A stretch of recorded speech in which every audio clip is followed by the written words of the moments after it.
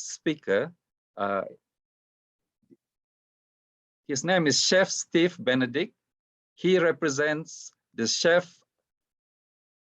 Sabah Chef Association.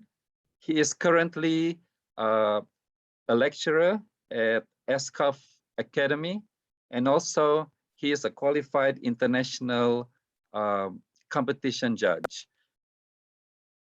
Chef, are you ready?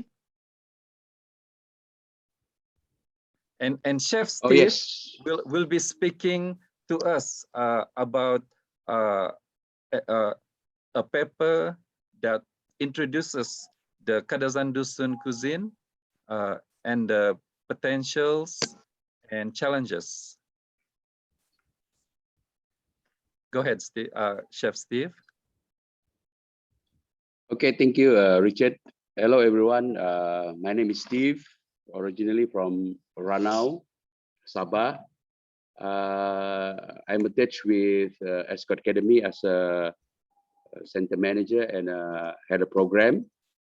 I have 15 years experience in culinary. Not very, there's no specific department.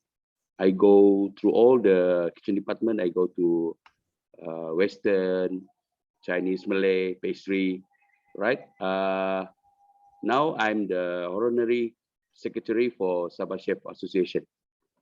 So for today, I will share with you my PowerPoint presentation on the Kadazan food. Is a traditional food for Sabah, because actually that is my patience to introduce and to try to make sure that our Sabahan traditional food it will be known by the international community, especially for those who are the tourists who come to Sabah. And then we try to introduce this, and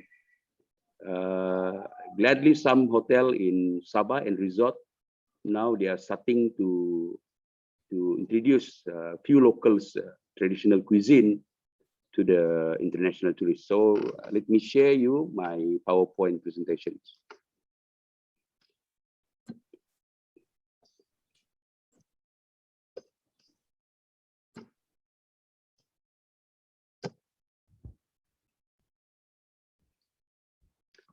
Okay, the title is Borneo Food and Beverage Industry, Kadazan-Dusun Food and Beverage Potential, Opportunities and Challenges. Okay, it's a, I call it, it's a preliminary, it's a surface observation only from my side and from my team. Okay.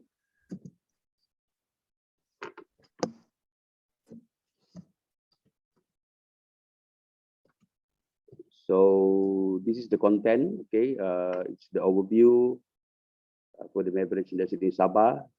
Okay, focusing on the ethnic on Kadazan-Dusun, and I only selected a few potential food that maybe can be promoted. Okay, to introduce to the industry. Selected dish only in Nava. Also, Sabahan people maybe recognize this food. Sabahan people. Okay, boso, sinalo bakas, kinoring sada, pinasakan sada, takanolino pot, kinomol, okay, and ginomboka. So this is selected. I consider it's one set menu. Okay, from side dish to the main dish, and then protein and beverage, and lastly we have the dessert, right? I also gonna share with you the opportunities of Kadazan-Dusun food and beverage and challenges in Kadazan food and beverage. Okay. Overview, not much. Okay, I look into especially our food industry in Sabah. This is generally how is our food industry in Sabah. It's not referring to the traditional food, but in general. But all this information is quite backdated. It's from 2016, right? So during that time, we still don't have the pandemic problem. So it's increasing, lah, right? That is the growth, okay, 2016 until 2017, second quarter. Okay, we can see the promising future ahead of the industry. But now, due to the pandemic, C-19, you can see most of the food and beverage industry in Sabah is very seriously affected by that issue. Okay, so this is information from the Borneo Post in 2017. Okay, and then overview the ethnic of Kadazan-Dusun. Okay, this is the definition of Kadazan-Dusun. Okay, for those who don't know, Kadazan-Dusun is it's a indigenous people in Sabah, also known as Mamasok or originals. They call it original, indigenous. And most of Kadazan-Dusun tribe believe they are from people from Nunuk Ragang. Nunuk Ragang means it's a one place in Ranau where that is the origin of this tribe. Okay. Okay. So Kadazan-Dusun has been recognized as indigenous nation of Borneo, referring to Sabah. Okay. Kadazan-Dusun is the unification terms and collective name, okay, for the Dusunik people, all who are natively speak of the Dusunik. And the Kadazan-Dusun is divided more than, when I look into the Sabah archive, Kadazan-Dusun ethnic there is 40 sub-ethnic Kadazan-Dusun. Right. Next one. So this is the potential of Kadazan-Dusun food and beverage. Selected only. I select few, not all. It's a lot, but I select this one. This is what from my observation, whereby this food is served in the hotel, in the local restaurant, halal and non-halal restaurants. It depends on whatever food.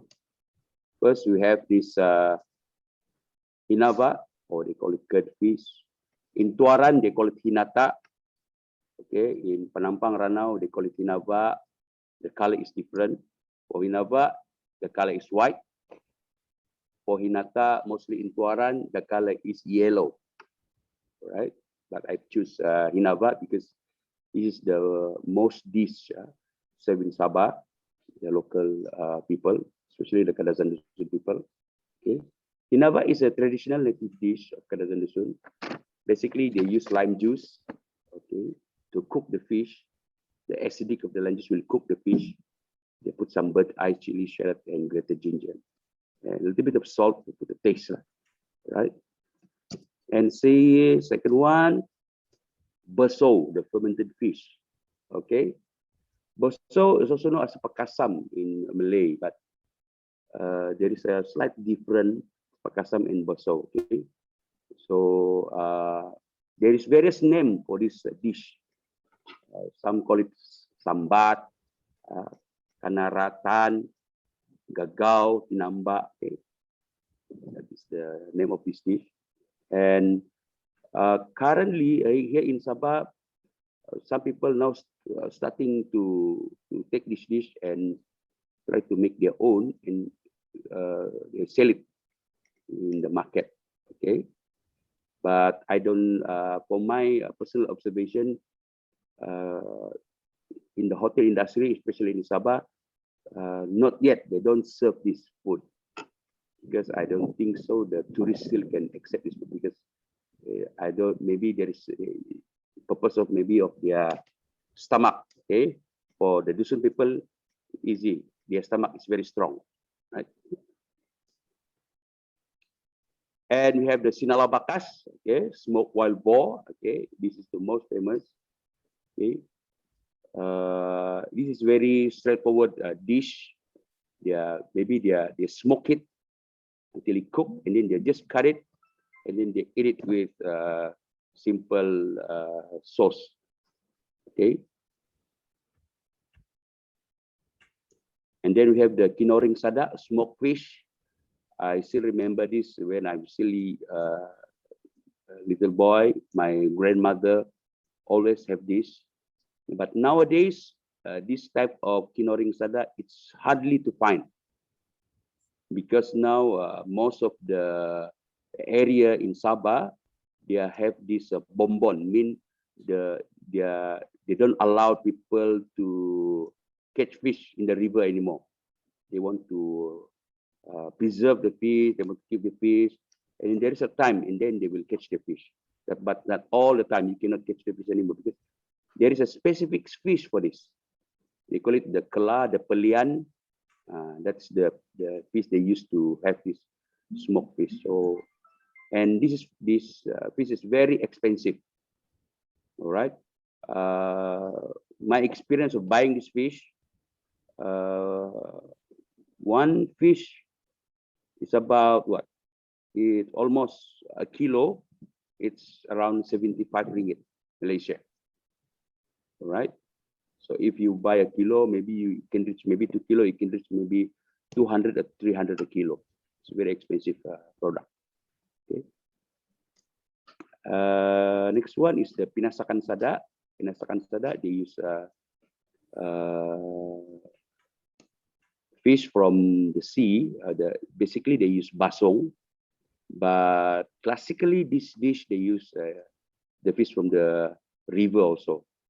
So due to the less, or it's hard to get this kind of fish, small fish, or the kela or the pelian, and they use the ikan basong from the sea, so it's easy to get. So this is how the dish lah. So one of the traditional dish also, and this dish served in the hotel and restaurant. Okay, and then they have the linda pot, or their wrapped local rice. Okay, this also used, and some hotel also serve this one, but maybe the challenges of having this is the wrapping part, the leaf that they use. Okay, basically they use the wonihan, they call it wonihan. Some use the tarap leaf, and there is kobu leaf, and all this leaf it's not easy to find. It's very hard. The leaf, for example, the leaf that they use in these pictures, they call it the wonihan leaf, and this leaf is very special leaf. If you cook the rice is still hot, you just wrap it, the rice will not spoil. Okay, but the fragrance from the leaf will enhance the fragrance of the rice. The smell is very nice. Okay, and you have the kinomol. This is the aramaite lah, they call it in Sabah. Tapai. Okay, and tapai actually is the main product. From tapai, they can produce lihing and montoku. Okay, this is alcohol drink lah. Okay, this is the classical beverage for Sabahan people, especially the Kadazan-Dusun people. Lastly, for this is sinampoka. This sinampoka is a wrap dessert. They are using here. They use the ubi kayu. What do you call ubi kayu? Tapioca. Okay, grated tapioca. Basically, they are grated tapioca. They mix with a little bit of santan, coconut oil, and then they mix with a little bit of sugar. All right, and then they wrap it, and then they steam it. Okay, and then it's cooked. It's called like this lah. Very tasty. It's very nice taste. All right. And we go to the next slide. We have the opportunities lah. This is also my observation, field observation of this opportunity. Kadazan-Dusun food and beverage. Okay, the local demand market, yes. Now the local people start to looking for this traditional food. Okay, so some people now, many these Kadazan-Dusun youngsters start to take these opportunities by to make this product, and they market it. So because there is a demand, okay, and serve in the local and traditional hotel and resort. Yes, okay. Some hotel now start to put this local food into their main menu. They put in the buffet set. They put in the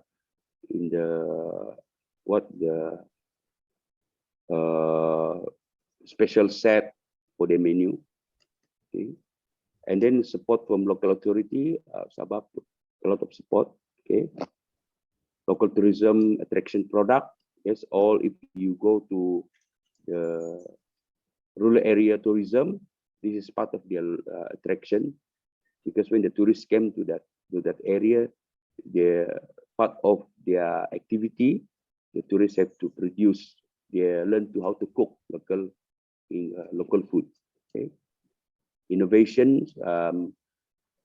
This more on youngsters, because if they want to eat the original, some of the youngsters they cannot consume the original dish. They have to change it. Okay, they have to put something. They want to make a different ingredient. Okay, in the original dish, so they can have it lah. Okay, they can eat it. And then e-commerce, online basically lah. That's the opportunity. Now all people go online for businesses. So this is the what I'm talking about. Preserve, yes, local demand, and then they preserve, they learn, and then they sell it because there is a demand. Okay, serve in the hotel resort Sabah. Okay, these pictures I took from Le Méridien Kota Kinabalu, Hilton Kota Kinabalu, Sutra Harbour Resort, and Deep Place Kota Kinabalu. Okay. The pictures in the middle is the Bambangan, I think. Okay, there is a Hinava. Okay, and there is that is the dessert. Okay. Support from local authority, yes. Now the ministry, they will support this industry through under the Economic Development and Investment Authority, SEDIA, okay, to provide small and medium enterprise SME with an avenue to promote and to sell their product. Local tourism attractions, yes, they are used as a activity for the tourists to learn how to produce traditional food. Innovation, yes, to improve the dish quality, method preparation, production, mostly food and beverage packaging, food and beverage fusion. They change us.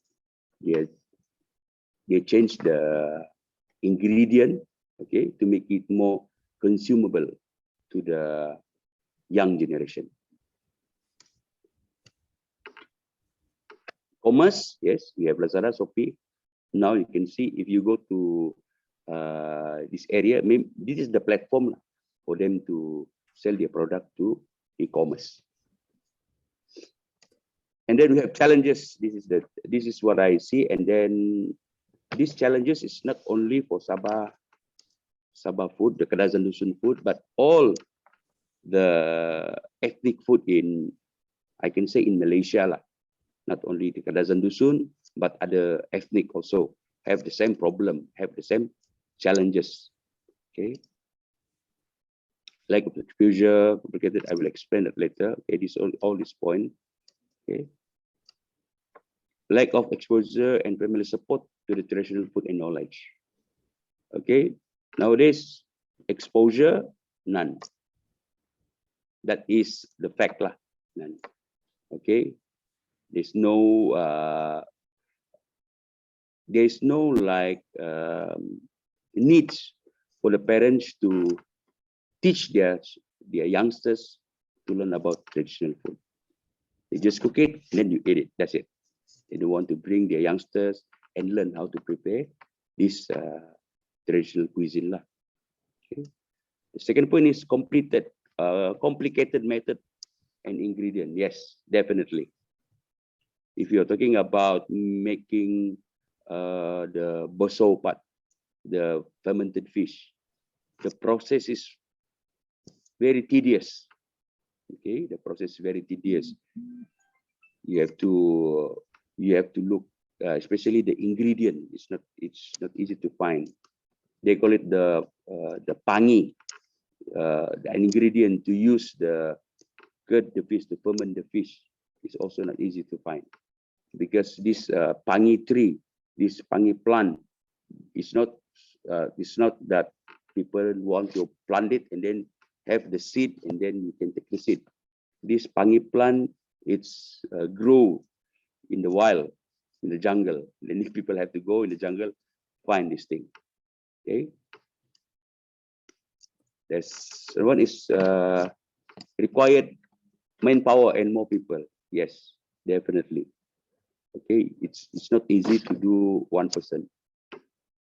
Many people have to take involved to prepare local food or this traditional cuisine, especially those food that need more ingredient. So someone have to go and look for it, and someone have to stay at home and do something else. Okay. Next one, time consuming. Yes, take more time, because this local traditional food mostly prepared using your bare hand. They don't use a machine like blenders or all this equipment, electrical goods equipment. You have to use your bare hand to prepare everything, because there is some traditional food they don't want to, because it may change the taste, it may change the appearance if some of these ingredients in contact with the metal, in contact with some material of the equipment that we use. So they prefer to use our, what they call it, our hand and some knife, maybe just to use their the mortar stone, okay, to prepare everything. Next, the availability of convenience food means there is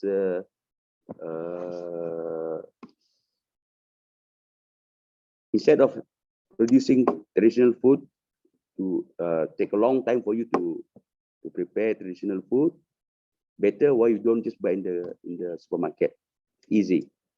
So there is a competition between our traditional food with the modern food. So if you look at nowadays, all these young people, they prefer to have this convenient food compared to they have to cook from the scratch. Okay, it's easy. Alah, tiap yang masak lah, we go to KFC. Okay. Next one, young generation's attitude. Okay, I think this is the my last slide is the young generation's attitude. They don't want to learn. They don't bother about their culture. They just want to have an easy way. They don't care how to make baso. They don't like to eat that one. They say, oh, that's a disgusting food. I don't want to have this what. I don't want to have this one. I prefer have my pizza. I prefer have my KFC. I prefer to have my burger. That's it.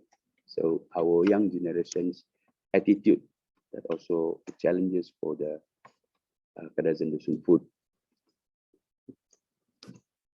I think that's all my presentation. If you have any questions, just ask me. Thank you very much.